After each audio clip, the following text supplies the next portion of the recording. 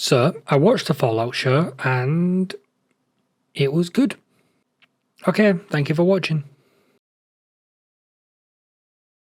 For those who don't know, Fallout is the latest Amazon Prime show based on the game series of the same name. It is set in a post-apocalyptic wasteland and follows survivors in a hostile world. Usually there are two types of survivors in this universe, people who live on the surface and those who live underground in supersized nuclear shelters called vaults. Rather than adapt an already existing story, the show does a good job with setting up and executing most of what it wants to do. It introduces some good themes around morals and doing the right thing from a few different perspectives. We're introduced to our three main characters: Lucy, a Vault 33 dweller, the Ghoul, a 200-year-old bounty hunter, and Maximus, a member of the Brotherhood of Steel. And 2 out of 3 of these characters are actually interesting and fun to watch. But before I get into that, I want to focus on the things about the show that I enjoyed the most. This is quite possibly one of my favourite parts of the whole show. From beginning to end, it is very clear the production team put a lot of thought and effort in being faithful to the designs of everything, from the costumes to the guns. It's all very reminiscent of the games and just really helps immerse you. The sets of the vaults in particular are perfect. That first episode when you're introduced to the first vault brought me back to that experience of playing Fallout 3 for the first time back on PlayStation 3. But my absolute favourite costume design has to be the power armor. They looked so imposing and threatening.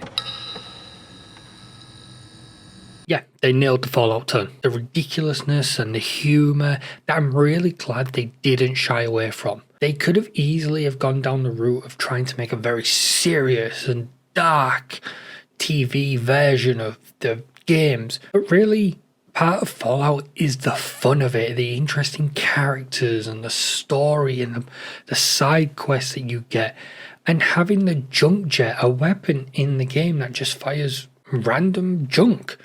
And the fact that that's in the show really tells me and shows the audience that this is a show to have fun with. Yeah, most of the story in the show ranges from pretty damn good to decent. The story does a good job at being accessible to newcomers, but also being a recognisable Fallout story to fans of the games. And it's very rare that an adaptation can do that, especially when they're telling an original story. It also helps that we have multiple perspectives to follow as their stories intertwine and help the audience see more of this world and just how it functions. Lucy and the Ghoul are particular standouts for me, and not just because they are interesting, but the acting is incredible for them. Ella Purnell and Walton Goggins crush it, and their scenes together were by far the most engaging for me.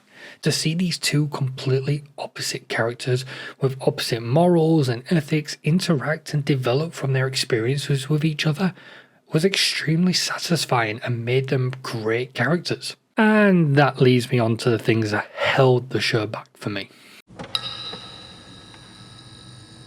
I am sorry to all the Maximus fans out there, but that character did nothing for me, or the story for that matter. The writing and also the acting for this character just bored me, and I felt like the show's pace suffered from following this point of view. It's like the character was purely written into this story and shoehorned in just so the writers could find an easy way to appease the fans of the games by having the Brotherhood of Steel in the show. I really wanted to love this character, but the development to get him into the armor is so fast, and it's not earned in the slightest, with zero character development through the show. Alongside that, there are a lot of plot holes throughout this story, and weirdly they appear more as you learn more information. It gave me very strong Lost vibes, where Lost kept giving you more and more questions with no answers, and it does leave me with a lot of questions at the end of this season that I hope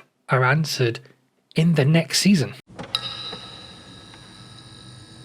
This is quite possibly my biggest gripe with the series as a whole, and one that makes the show just drop down massively for me.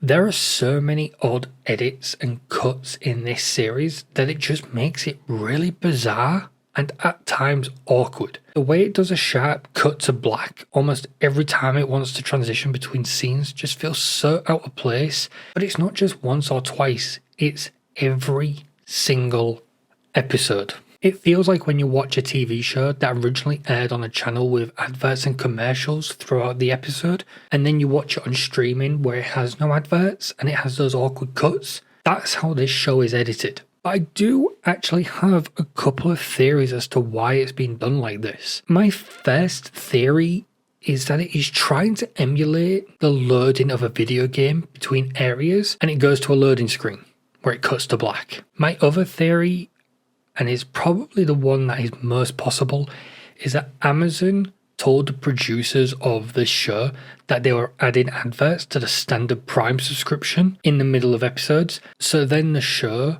was edited with that in mind. But then I got no adverts in those blank spaces, so then it's just awkwardly edited. Either way, whichever is true or if it's not, the editing is really not suited for the pace of this show. And that's another point. I really hate the fact that this show was just released all at once. It really feels like this show will stop being talked about within the next month. I know that it's increased numbers playing the games, but overall, I don't think that this was the right decision. I do have other issues with the show, but at this point it just feels like nitpicking for a show that I actually did enjoy. It tells a solid story with enough interesting characters to keep you hooked from beginning to the end. Overall, I'm going to give it a 7.5 out of 10. Thanks for watching, check on your gran, see ya.